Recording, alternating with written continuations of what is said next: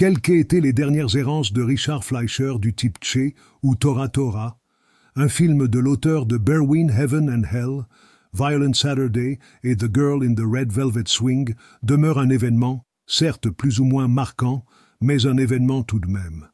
Avec The New Centurions, Fleischer propose l'apologie du flic, mais pourquoi pas?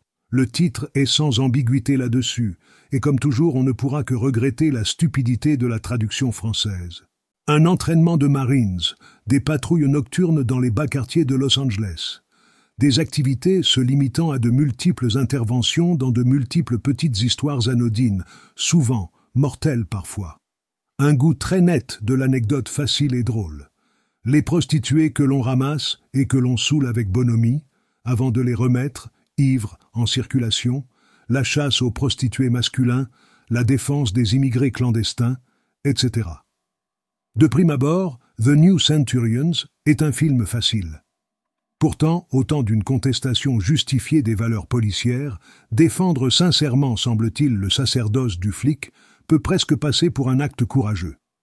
Et à travers une présentation pleine d'amertume, notamment le personnage du vétéran George C. Scott, Fleischer évoque la vie des policiers qui accomplissent un travail avant que d'apparaître clairement comme essentiellement au service d'un système. À aucun moment, tout au moins dans la version présentée en France, ne sont évoquées corruption, collusion, mafia, voire police parallèle. Les héros demeurent jusqu'au bout fidèles, désintéressés et défenseurs du petit peuple.